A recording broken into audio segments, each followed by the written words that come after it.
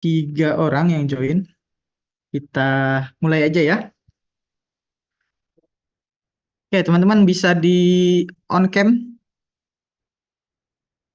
Bisa di on cam. Oke, sip. Saya buka. Assalamualaikum warahmatullahi wabarakatuh. Waalaikumsalam Waalaikumsalam warahmatullahi Waalaikumsalam warahmatullahi Oke, wabarakatuh. selamat pagi. Selamat pagi lagi. Selamat malam semuanya. malam, Selamat malam. Pak. Halo, Pak. Oke, gimana kabar malam ini setelah libur satu semester? Udah siap ya? Kita Alhamdulillah. udah siap kita eh, kuliah lagi ya. Kuliah pertama atau kemarin malam udah mulai? Kemarin udah Eh, mulai udah mulai, Pak. Oke, semalam semalam apa mata kuliahnya kalian? desain grafis. Oke, desain grafis ya. Sip. Desain grafis sama siapa kalian?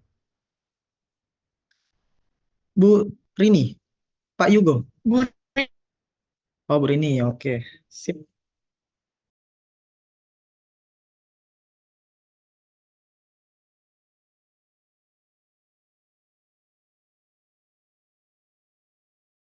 Kita mulai aja.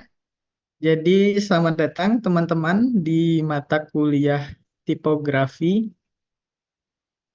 di kelas malam. Jadi, di kelas ini satu semester akan saya ampu di kelas tipografi dan malam ini kita mulai sedikit.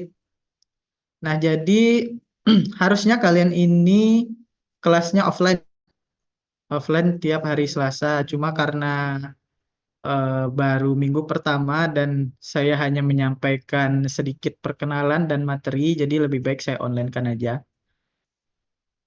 Gitu. Terus langsung aja ya. Saya mau jelasin RPS-nya dulu sedikit.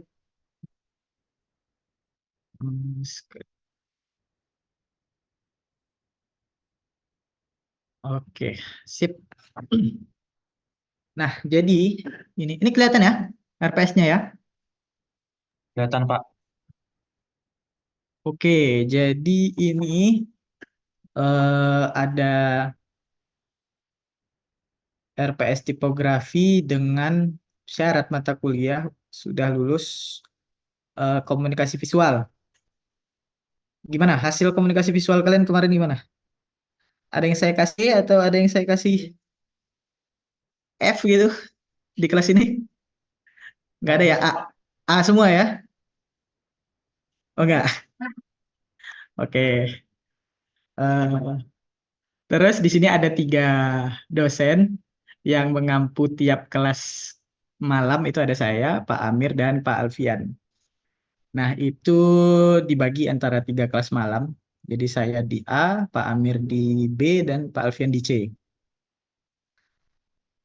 Terus untuk tujuan pembelajaran kita ada delapan materi yang akan kita selesaikan sebelum ATS. Jadi, oh ya teknisnya, eh, setiap pertemuan itu mulai hari ini, mungkin mulai malam ini nanti ada teori dan ada praktikum. Jadi untuk minggu depan kita offline yang bisa atau punya device laptop atau ya laptop sih yang utama yang punya laptop bisa dibawa karena kayaknya labor kita ruangan kita itu kurang kurang device-nya jadi mungkin nggak cukup untuk semuanya jadi kalau yang punya laptop saya sarankan untuk dibawa gitu gitu ya. Dan untuk aplikasi di desain grafis kemarin udah dijelaskan aplikasinya apa? Sudah, Pak. Udah pakai Illustrator Adobe ya. Illustrator. Ya, Pak. Oke ya. Jadi kita samakan aja pakai Adobe Illustrator dan untuk tipografi ini nggak terlalu rumit sih untuk mengaturnya di Adobe Illustrator. Nah ini ada peta tujuan pembelajarannya. Jadi ada 8. 8 materi yang akan mendukung eh, PBL. PBL udah bukan mini PBL lagi. PBL kalian di semester ini. Tujuannya di PBL ini udah jelas untuk mengatur sisi tulisan, mengatur huruf yang kalian gunakan. Kayaknya kita juga udah sempat bahas di semester lalu tentang pemilihan font, tentang penulisan teks kemarin. Terus ini ada pertama pengantar dan sejarah tipografi, yang kedua ada anatomi huruf, terus kita ada jenis-jenis huruf, terus akan kita jelaskan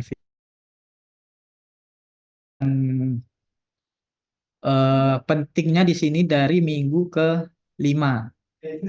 Minggu ke-5 sampai ke-8 itu kita udah mulai untuk mengeksekusi kombinasi huruf di dalam media yang kalian rancang.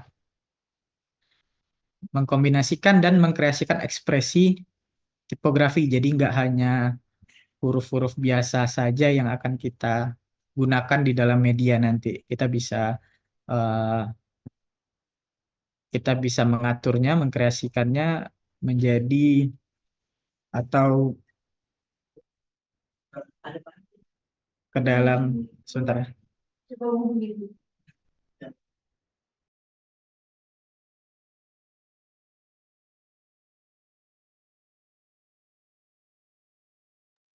Oke, sorry lanjut. Terus di selanjutnya ada mengoptimalkan penggunaan teknologi. Jadi nanti kita akan menjelaskan gimana eh, caranya atau gimana mendownload font yang dengan lisensi yang berbayar atau lisensi yang gratis, dan entah ada AI dalam menentukan jenis font. Nanti akan kita pelajari di pembahasan ke-7. Terus uh, minggu ke-8 dan seterusnya itu kalian fokus ke PBL masing-masing kelompok gitu. eh Terus ini sudah software. Ini proyeksinya nanti di praktikum dan penugasan kita. Ini hanya proyeksi gambaran kasar aja. Belum tentu akan sebanyak ini P ini praktikum ini enggak, atau tugas tugas itu enggak bisa jadi enggak sebanyak ini gitu.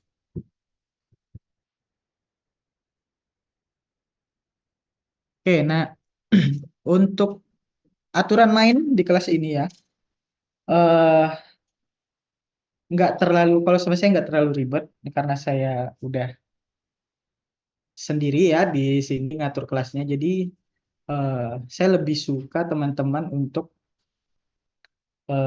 aktif dan aksi, bertanya ataupun menjawab.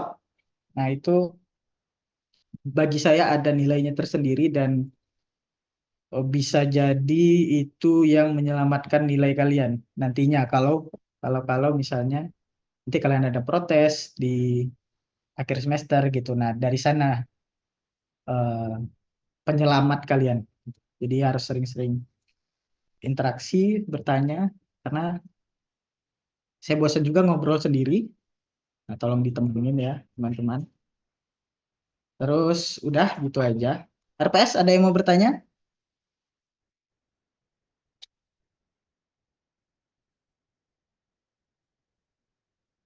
Oke, nggak ada. Kalau tidak ada, kita kita langsung ke materi aja ya. Kita langsung ke materi biar nggak terlalu lama. Oke, tipografi.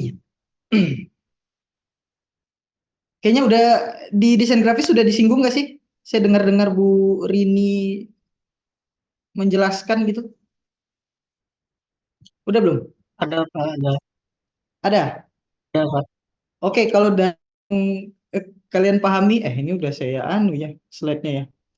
Kalau kalau yang dari kalian pahami nih, tanpa melihat slide ini nih. Apa itu tipografi? Dari yang Bu Rini sampaikan apa deh?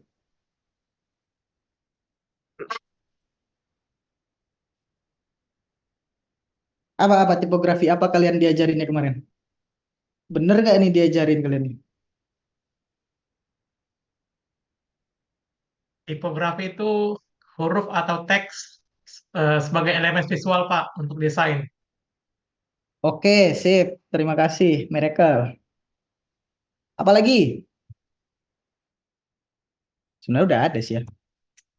Jadi tipografi sebenarnya itu adalah cara, sebuah cara atau sebuah seni. Banyak orang juga menyebut seni, sebuah teknik, karena kalian anak teknik ini ya, sebuah teknik untuk mengatur atau mengendalikan huruf sedemikian rupa untuk mencapai tujuannya.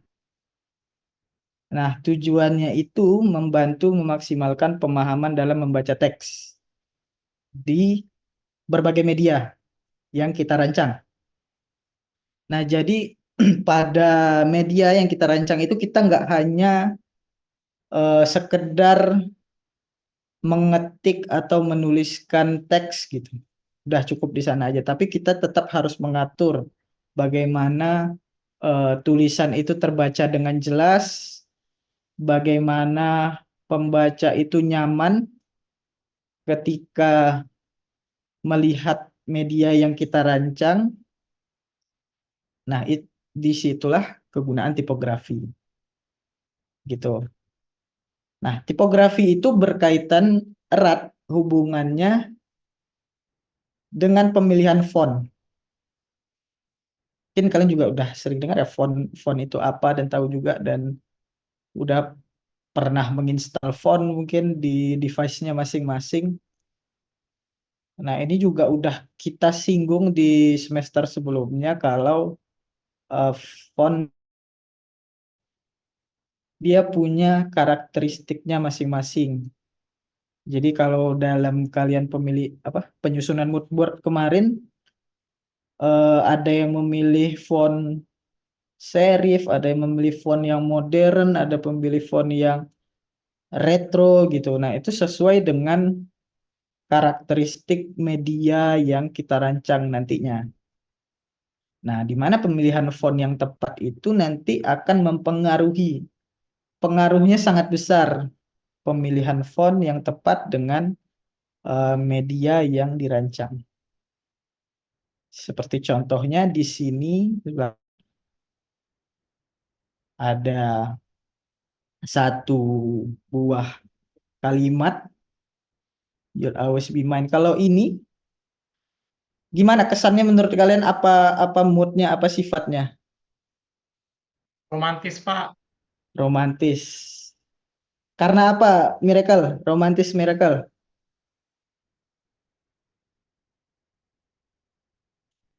Ada stylenya yang elegan, Pak. Oke, sip. Nah, iya betul. Jadi kalau kita ingin menyampaikan pesan secara romantis gitu, kita memilih fontnya yang halus, yang berliku-liku, yang dinamis, ditambah dengan icon love-nya di situ. Nah, itu akan terlihat eh, seperti yang kita bayangkan. Berbeda dengan kalau pemilihan font kita seperti ini. Nah, kalau ini tujuannya apa nih? Tujuan kalimat ini apa nih kira-kira? Kalau yang di atas kan cinta nih. Kalau yang di bawah apa? Kayak ancaman, Pak. Oke. Ini kayak kita dikirim pesan sama psikopat ya. Kita kayak mau dibunuh gitu. Nah, jadi itu pentingnya pemilihan font. Nah, itu yang akan kita pelajari selama satu semester ini nanti.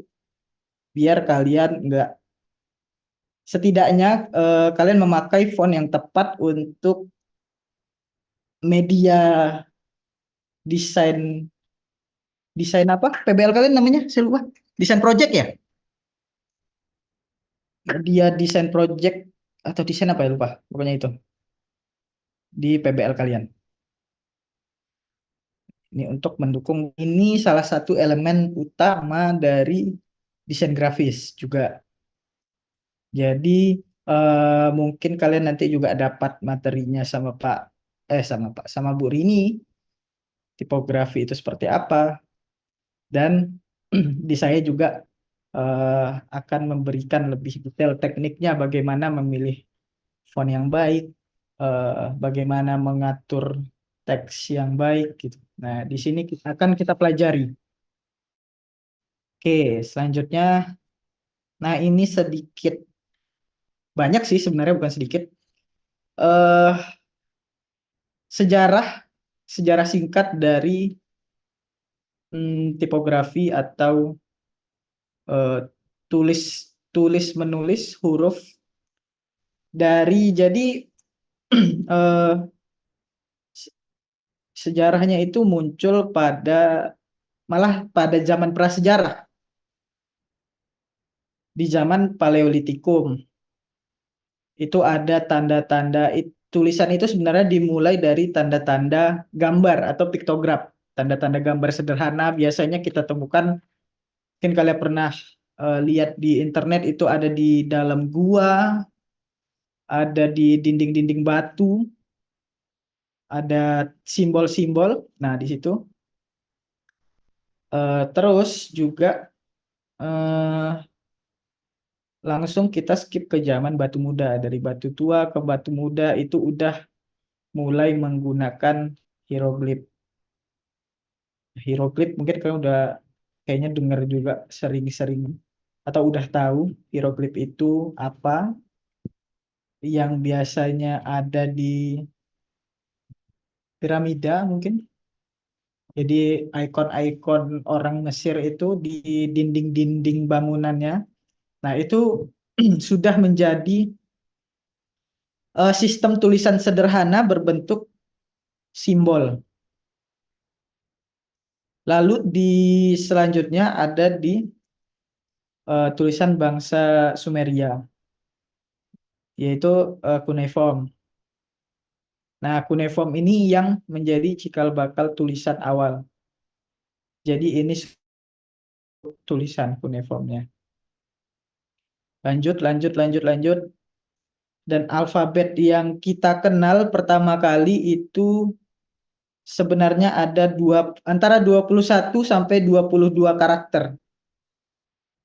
21 sampai 22 karakter, kalau nggak salah itu ada beberapa huruf kayak Y dan Z itu baru ditambahkan beberapa ribu tahun setelahnya. U dan V itu dianggap satu huruf, dan seterusnya dan seterusnya. Ini untuk pengetahuan kita aja. Nah, lalu ada di sini kalau nggak salah. eh nah, ini tadi ada 21 huruf alfabet Latinnya. Ada A, B, C, D, E, F, G, H, I, J, K, L, M, N, O, P, Q, R, S, T. U-nya belum ada. U dan V itu masih dianggap sama. Dan X, Y, dan Z itu ditambahkan belakangan. Sama dengan J, U, dan W. Nah, baru akhirnya menjadi alfabet Latin yang kita kenal sekarang. Lalu gimana di Indonesia? Nah, di Indonesia ini sendiri, sebelum adanya penjajahan Belanda, kita kan masih kerajaan-kerajaan. Nah, itu yang menjadi dan memiliki bentuk-bentuk tulisannya sendiri. Nah, mungkin kita juga udah familiar dengan beberapa aksara ini, kayak aksara Jawa, ada aksara Batak, aksara Bali, dan aksara Bugis. Nah, ini juga sebenarnya adalah tipografi eh yang ada di Indonesia, kearifan lokal dari tipografi Indonesia. Terus kita balik lagi modul. Oke, skip untuk sejarah. kita langsung bahas ke fungsi tipografi. Nah, kenapa kita harus mempertimbangkan tipografi di dalam media kita? Itu setidaknya ada 4 fungsi yang saya jabarkan di sini. Yang pertama itu untuk menciptakan efektivitas dalam penyampaian pesan. Nah, jadi kalau tipografi atau kita mengatur tata letak huruf dengan baik, maka pesan itu akan mudah tersampaikan kepada audiens atau pembaca. Itu juga setelah efektif pesan itu tersampaikan, itu akan menjadi daya tarik sendiri. Daya tarik sendiri contohnya di sini ada poster KKN Desa Penari, ada poster film Pixel, ada poster film Star Wars, dan mereka punya akhirnya menciptakan karakter. Jadi kalau kita ngelihat font seperti ini, kita langsung membayangkan, oh ini font yang dipakai Star Wars gitu. Atau kita ngelihat font yang menyeramkan seperti ini, atau font yang modern gaming pixel kayak gini, kita tahu oh ini dipakai dalam film Pixel, ini dipakai dalam film KKN gitu. Dan juga akhirnya pemilihan font atau pemilihan tipografi yang tepat akhirnya memperkuat kesan dari media desain yang dirancang. Kita lihat KKN Desa Penari kalau dipakein font Star Wars kan jadi malah KKN di bulan kita kan, atau KKN di bintang gitu. Atau Star Wars dipakein font KKN di Desa Penari jadi store apa gitu. Pokoknya kecocokan ini tergantung dari tema dan konsep media. Jadi kita harus tahu dulu media kita sifatnya apa, media kita temanya apa. Baru kita bisa memilih atau menentukan kita mau pakai font apa nih gitu. Itu deh terus. Nah, ini jadi tipografi itu ada di semua media. Lini atas, lini tengah, lini bawah itu atau kasarnya dimanapun kita melihat. Sekarang kalian coba perhatikan seluruh ruangan di tempat kalian berada saat ini. Dimanapun kita melihat pasti ada tulisan, pasti ada tipografi. Kecuali kalian di goa ya, saya nggak tahu. Kecuali kalian ada di kamar kalian itu kosong melompong gitu. Tapi kalau kita ada di manapun pasti ada tulisan. Contohnya di sini udah jelas di poster film atau di majalah atau bahkan sesederhana di spanduk pecel lele, apalagi juga di TV, di koran. Nah, itu semua menggunakan prinsip-prinsip tipografi yang nanti akan kita pelajari. Terus ada di lini bawah dan pemanfaatannya itu berbeda. Seperti kayak di stand Coca-Cola ini bisa memanfaatkan media tipografinya sebagai stand display-nya. Nah, itu contoh penerapan tipografi yang tepat gitu. Mereka bisa menjadi media promosi. Bahkan tidak perlu media poster, hanya menggunakan huruf gitu. Terus ada juga apalagi di media digital sekarang. Mau itu UI, bahkan PBL, apa, laman siap PBL kita juga menerapkan tipografi, bagaimana pengaturan teks, bagaimana pengaturan judul, bodinya, dan tombolnya. Nah, itu semua menggunakan atau menerapkan ilmu tipografi. di apalagi di media digital sekarang. Oke, itu. Nah, ini akan agak jadi kita selama nanti 1 semester belajar tipografi akan banyak istilah-istilah asing yang bisa jadi bikin pusing ya, karena ini memang penting kita tahu istilah-istilah dalam tipografi karena itu akan sering dipakai di kelas ini gitu. Dan juga akan keluar nanti di ujian teori maupun praktek istilah-istilah ini. Jadi saya harap kalian paham. Eh dan materi ini udah saya upload di Learning, jadi tinggal kalian download dan pelajari nanti. Jadi yang pertama ada typeface dan font. Nah, typeface dan font ini berbeda nih. Kalau typeface itu keseluruhan kelompok atau keseluruhan keluarga dari font. Dan font adalah bagian dari typeface. Agak bingung ya? Jadi kalau typeface ini, misalnya ini ada Helvetica. Kalau Helvetica aja itu masih disebut typeface. Beda kalau kita udah menerapkan Helvetica yang mana. Misalnya Helvetica Light, ukurannya berapa. Nah itu udah jadi font. Jadi sebenarnya nanti kita dalam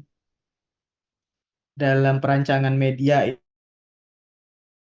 tepatnya kita memilih typeface, bukan memilih font. Itu karena typeface ini eh, keluarga besarnya.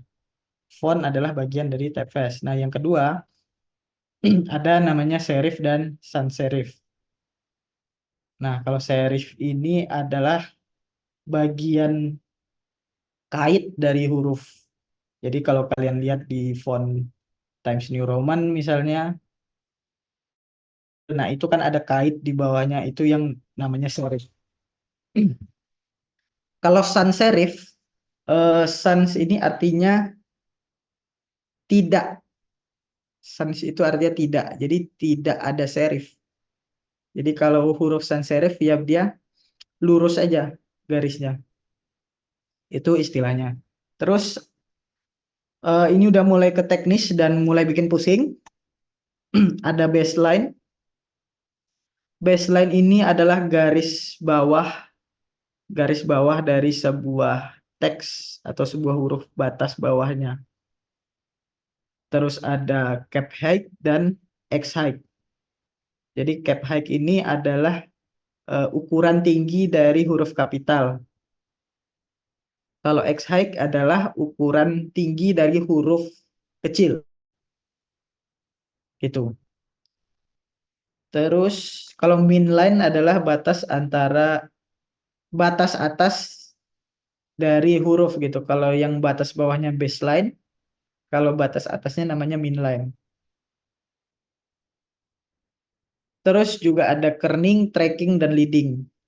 Nah, ketiganya ini berhubungan dengan jarak. Kalau kerning itu antar masing-masing huruf. Kalau tracking itu adalah jarak huruf di dalam kata. Ini nggak pusing ya.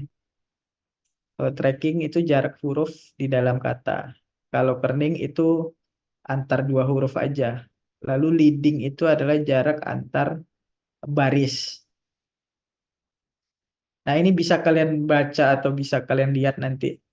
Karena nggak mungkin kalian hafal. Karena masih banyak lagi istilah-istilah yang ada di dalam tipografi yang saya yakin kalian belum familiar dengan istilah ini, jadi kita pelan-pelan aja eh, memahami istilah-istilah ini. Oke, materinya sampai situ. Silakan bertanya.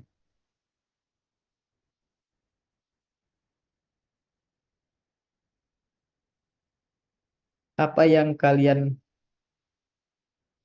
nggak pahami atau malah nggak paham semua?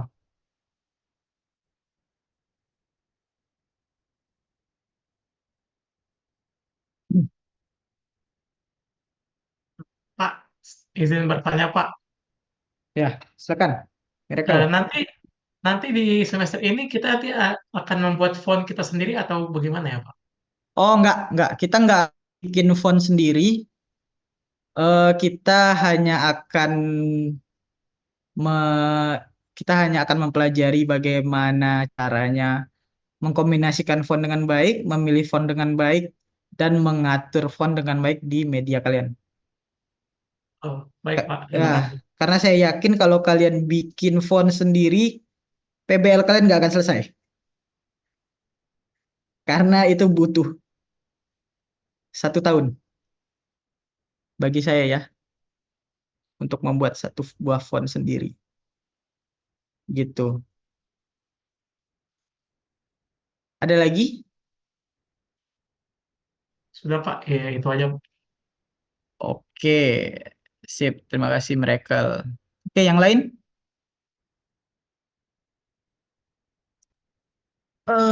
Saya Pak, Ya, Tengku, silakan. saya mau tanya soal font size Pak.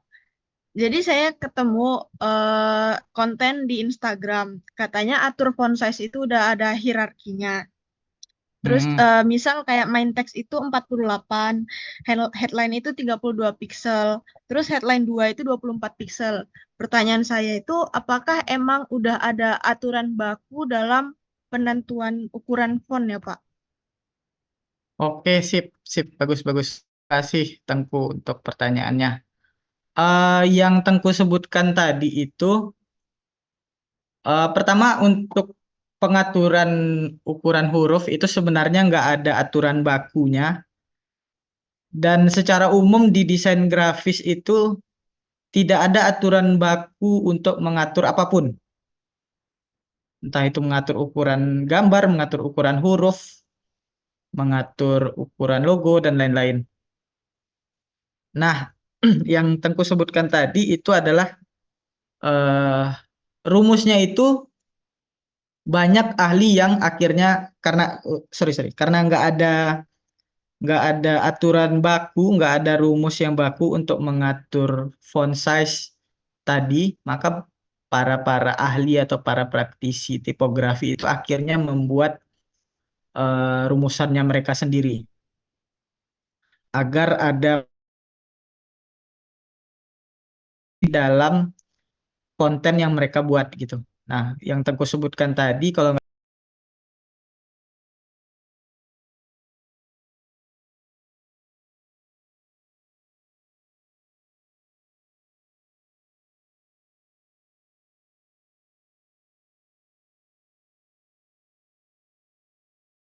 balik lagi ke kontras. Jadi itu yang dirumuskan mereka itu sebenarnya berasal dari bagaimana menciptakan kontras dan itu yang mereka rancang sendiri gitu. Jadi itu bukan aturan baku karena nggak ada aturan baku untuk kita mengatur ukuran huruf, ukuran gambar dan lain-lain. Yang mereka terapkan adalah bagaimana headline itu harus lebih besar dari uh, sub headline misalnya dan harus lebih besar dari body copy gitu. Tapi itu bisa jadi referensi saat kita mendesain. Itu bisa diterapkan karena itu udah diuji oleh mereka, jadi kita tinggal pakai rumusnya mereka gitu. Dan kuncinya sebenarnya adalah konsistensi untuk menerapkan si ukuran itu. Gitu Tengku. Gimana? Kurang jelas? Kayak Jelas Pak. muter-muter lah. Oh Ya, ya, jelas. kasih ya Oke. Pak. Oke. Terima kasih. Ada lagi? Silakan. Saya Pak, Oke, Hafiz. Gimana sekarang? masih terkait peraturan juga sih. Saya tanya ini tentang membuat font sendiri, Pak. Nah, kalau buat font sendiri itu adakah eh, peraturannya tersendiri gitu kayak yang paling diperhatikan ketika kita untuk membuat font sendiri gitu, Pak? Untuk aturan pastinya nggak ada, cuma ada aturan tidak tertulis kalau untuk membuat font. Ini khusus untuk membuat untuk menciptakan font sendiri itu ada beberapa aturan tertulis, itu ada banyak aturan tertulis, aturan tidak tertulisnya. Itu misalnya ukuran ketebalan garis atau ketebalan hurufnya itu berapa piksel ya minimal ya? Kalau nggak salah ya, 10 piksel, 10 piksel gitu. Itu sangat teknis aturan-aturan tak tertulis itu. Untuk ukuran standarnya misalnya 100 kali 100 piksel. Dan untuk ukuran apanya lagi ya? Ukuran huruf, ukuran ketebalan, terus satu set hurufnya itu setidaknya harus ada 116 karakter di dalam satu buah set font. Nah, itu aturan tak tertulis itu yang dipakai oleh eh, orang-orang termasuk saya saat beberapa kali memproduksi font sendiri. eh, itu sebenarnya nggak ada aturan lagi, tapi ada aturannya itu dari aplikasinya sendiri malah. Dari aplikasi pembuat fontnya, misalnya itu ukuran standarnya 100 kali 100 itu kita dapatnya dari aplikasinya gitu. Terus ukuran minimal yang terbaca itu ukuran garisnya itu dari aplikasinya semua. Jadi kalau mau keluar dari aturan itu ya silahkan, tapi setidaknya kita punya dasarnya dulu gitu. Gitu, ada lagi? Oke Pak, terima kasih Pak. Oke, terima kasih. Ada yang mau rencana tertarik dengan font dan bikin font? Gimana Hafiz? Hafiz tertarik ya untuk bikin font? Hafiz Miracle tadi nanya bikin font gitu. Ya, tertarik dikit-dikit ya sih Pak. Oke, kalau tertarik, saya bisa pamer sih font yang pernah saya bikin. Boleh tuh Pak.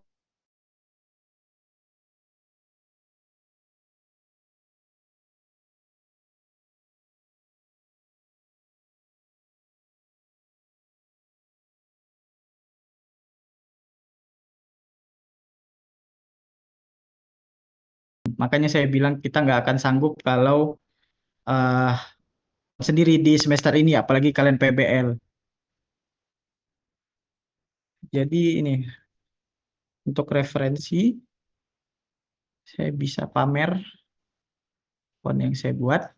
Sebentar, cari ini.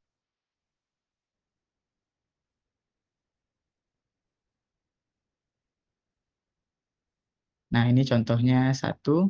Nah, ini font yang saya susun. Saya bikinnya karena waktu itu pandemi dan saya gabut nggak tahu mau ngapain. Jadi akhirnya saya mencoba eh, merancang sebuah font.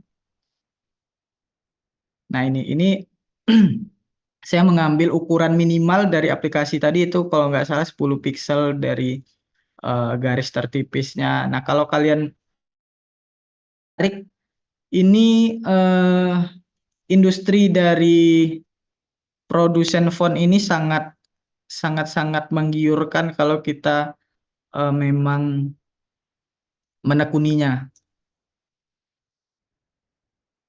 Terus ini tesis saya.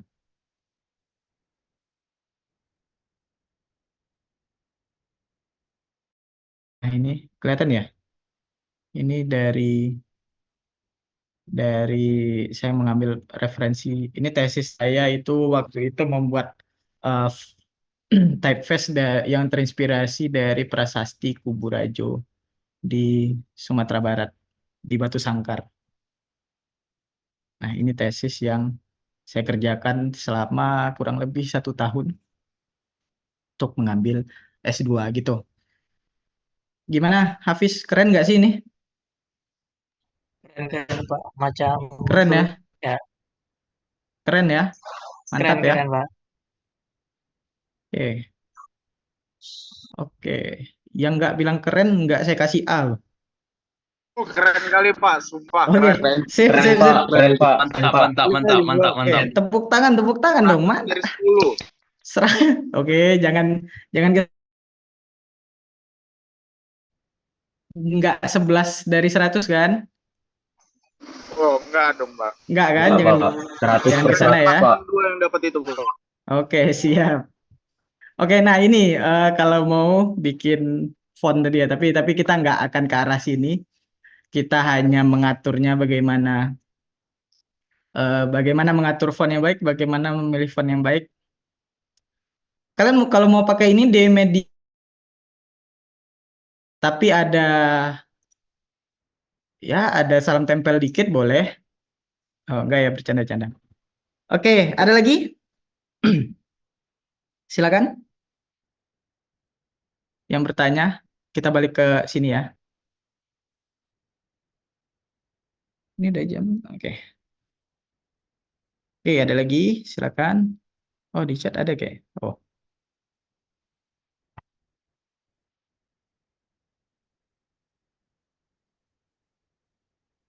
Oke, kalau nggak ada nih, kita ke tugas loh ini. 1 sampai 7 kita langsung ke tugas ya. Kalau nggak ada yang nanya. 3, 4, 5, 6, 7. Oke, kita ke tugas. Oke, jadi tugasnya ini cuma pemanasan aja, nggak terlalu berat, nggak terlalu nggak terlalu teknis. Ini kita cuma googling aja kerjaannya. Ini untuk apa namanya? Untuk pemanasan kita di tipografi biar kalian lebih aware, biar kalian lebih peka untuk melihat media-media tipografi di berbagai media. Kita balik lagi nih ke mood board nih. Aduh, ngumpulin referensi lagi gitu ya. Udah capek gitu. Udah capek kita ngerjain mood board, disuruh mood board lagi. Jadi ini individu tugasnya karena hari ini seharusnya ada praktikum dan ini hanya pengenalan aja. Jadi praktikumnya saya ganti menjadi tugas walaupun bahasanya tetap praktikum. Jadi individu, terus tugasnya adalah cari boleh lebih, minimal 5 contoh penerapan tipografi di masing-masing media yang sudah saya jelaskan tadi. Ada media above the line, ada media below the line, sama ada media through the line-nya. Nah, kalian cari itu contohnya minimal 5. Kalian kumpulkan dalam bentuk file PDF, kalian satukan. Boleh di satu halaman itu satu jenis media. Misalnya media lini atas, boleh kalian susun di dalam satu halaman. Atau boleh kalian masing-masing halaman. Boleh, itu terserah kalian. Kalian mengumpulkannya bagaimana. Nah, jangan lupa penamaan filenya diikuti. Karena ini untuk memudahkan saya mencari atau mengumpulkan filenya nanti. Oke, itu untuk tugas. Ada pertanyaan? Udah jelas? Udah jelas ya harusnya ya? Jelas Pak. Udah jelas ya? Waktunya 1 minggu. 1 minggu sih kelamaan kayak, tapi ya oke. 1 minggu dari sekarang. Di tanggal berapa ini? 6, 7, 13. Tanggal 13 siang hari Selasa. Maksimal pengumpulan ya. Oke, itu cukup untuk kelas hari ini. Kelas hari ini cukup. Oh ya, absen, sorry. Saya lupa. Kita absen aja dulu langsung. Bentar, saya buka saja.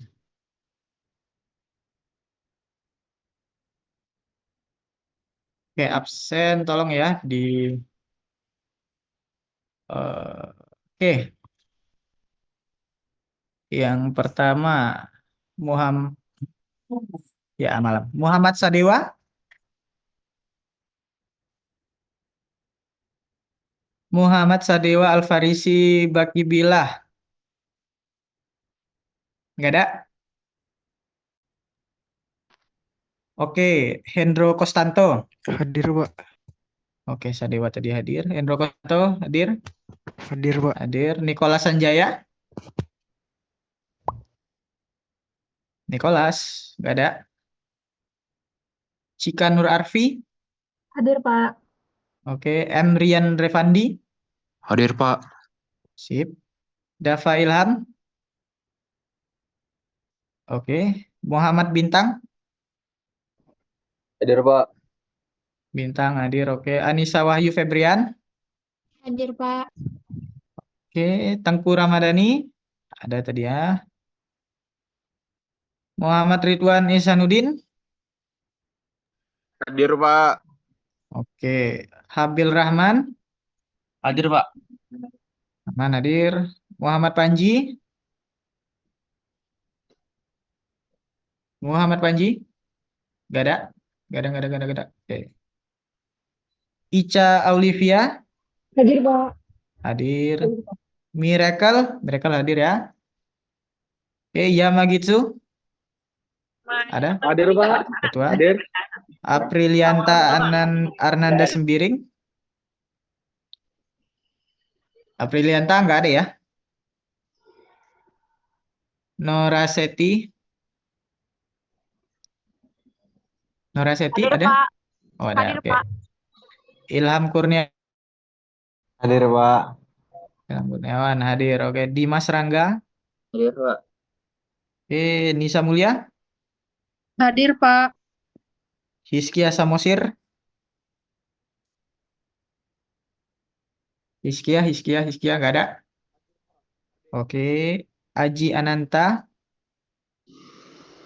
Hadir, Pak. Oke, sip. Muhammad Rozi. Rozi hadir, oke. Ilham Pangestu. Hadir, Pak. Hadir, Pak. Oke. Abdan Hanif. Hadir, Pak. Hadir, oke. M. Hafiz. Hadir, Pak. M. Hafiz hadir, oke. Evi Sangfitri. Hadir, Pak.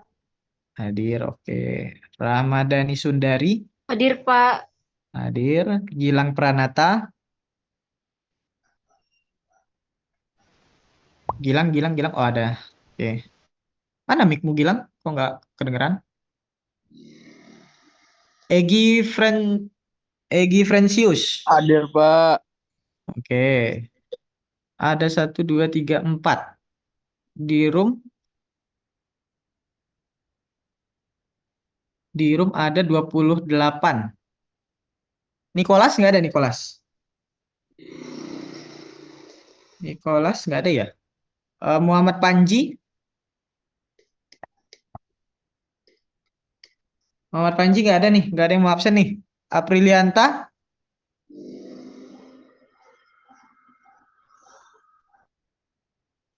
Aprilianta nggak ada. Nanti nggak saya absen loh. Ini di room ada 28. Dua lagi siapa? Hizkia Samosir juga nggak ada. Ada. Hizkia Samosir yang ada. Satu lagi siapa? Aprilianta, Muhammad Panji Wibowo, Nicholas Sanjaya. Dari antara tiga itu siapa yang ada? Madani, Rozi, Bisa Mulia, Aji, Miracle, Hafiz, Pangestu, Dimas Rangga. Oke, nggak ada lah. Nggak ada ya. Ini yang nggak hadir ada 3, sedangkan di absen saya, yang nggak hadir di absen ada 3, sedangkan yang hadir ada 28. Jadi ada 1 yang akan tidak terabsen di sini nih kayaknya. Oke, nggak apa-apa kalau gitu. Oke, absennya udah. Sip. Sampai sini aja. kelas kita malam ini. Dan mungkin minggu depan kita udah bisa mulai offline. Nanti saya kabari ke grup. Kita pakai aja ya. Karena kita akan gabung sama Bu Anis di teori warna juga. Jadi biar enak tetokannya gitu. Gitu aja. Terima kasih teman-teman yang udah join malam ini.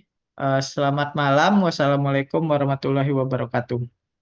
Waalaikumsalam warahmatullahi wabarakatuh. Wabarakatuh. Malam, Pak. Oke, malam. Terima kasih. Yuk.